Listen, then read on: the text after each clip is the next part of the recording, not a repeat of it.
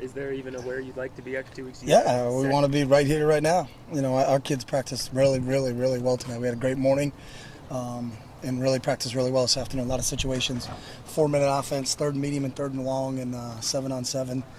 Had some great special teams periods. Got competitive for a couple drills out there. So, you know, they continue to practice this way. We're doing what we want to do, but just we're really happy with where we are right now. So.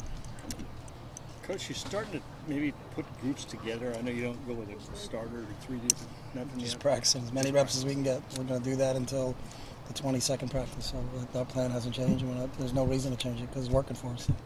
And it's worked for us. We've done it every year, so there's no reason to, you know, I think I looked out there and I think Jeff Lockie was in with the first offensive line and snapped the ball. Let's go. Are you starting to see maybe some of the separation that you talked about in terms of the quarterback battle at the beginning of fall camp? No, not really. I mean, they're both playing at a real high level right now, so I want them hopefully to be a difficult decision for us because that means they're both playing really well. So, and they both are playing really well. So, Did you score any periods today? we scored one period. The offense won, I think, 8-4. But we're just trying to 3 plays to get a first down was the only period we scored. So it was for up downs, but it was interesting. The whole team decided to do up downs, which was good. So they care about each other. Small sample size. How much stock you put in the 8-4 victory? An 8-4 victory in that drill, I don't put any stock in it. I'm not going to the bank betting on that, or you know, betting our futures on an 8-4 out there on the defensive field, which is not lined up on the goalpost. So there's a little bit of skewed. So the crown of the field is like on the hash, and it goes downhill for like 3/4 of the field. So. Because we had to move the fields over. But they don't seem to mind. Those guys would be good if they played in a Safeway parking lot. They don't really care about that stuff. So.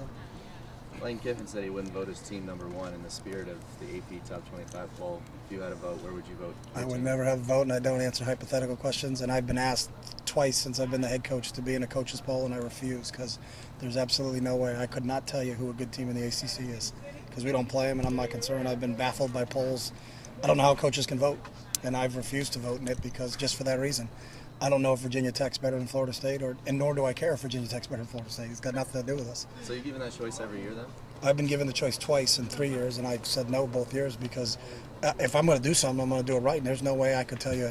I don't know who's good in any other conference. I know who's good that we play, and I can do that. But obviously, there's 120 teams out there, and if you're going to judge them, you know, you got to look at them. And I've always said that when people turn their votes in, they should put next to their name which game they watch them play.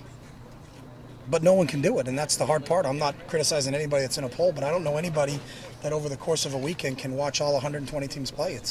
And so that's why polls are meaningless to us, and we've never talked about them or never worry about rankings because it's just a beauty contest in some people's mind. Like, hey, I've got Oregon 5th. Why? I don't know. They were 5th in the coaches' poll, so I might as well vote them 5th in this poll. I mean, and at this point in time, it means nothing anyway. So, you know, we're not going to go in and throw a little party in the Pittman room because we were ranked 5th early. It means nothing. So. Was this year one of the years you were asked?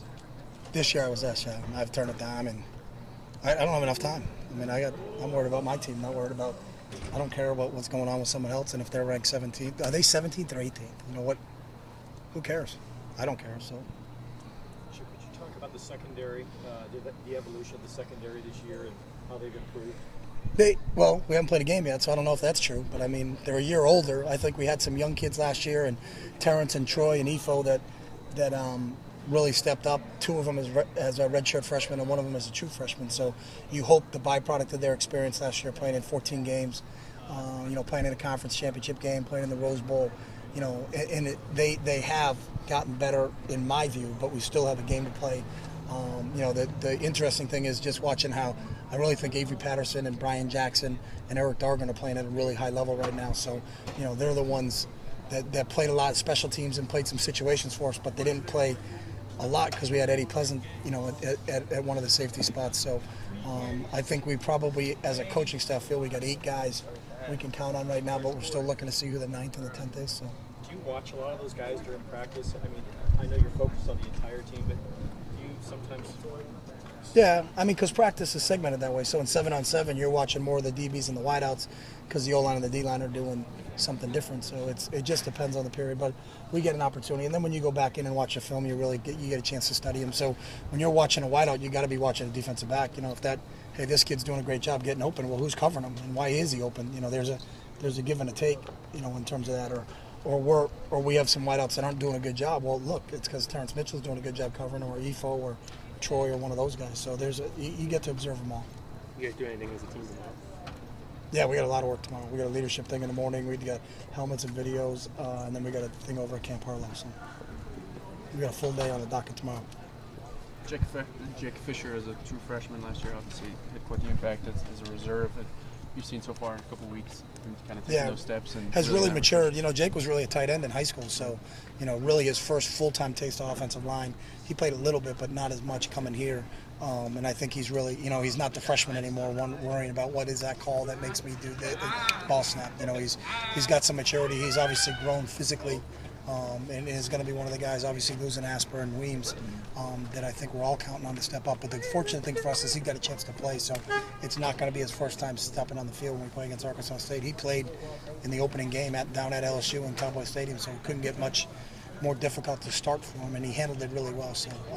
So far he's been playing really well at a pretty high level right now during the spring and fall camp, so we're excited about getting him back out there.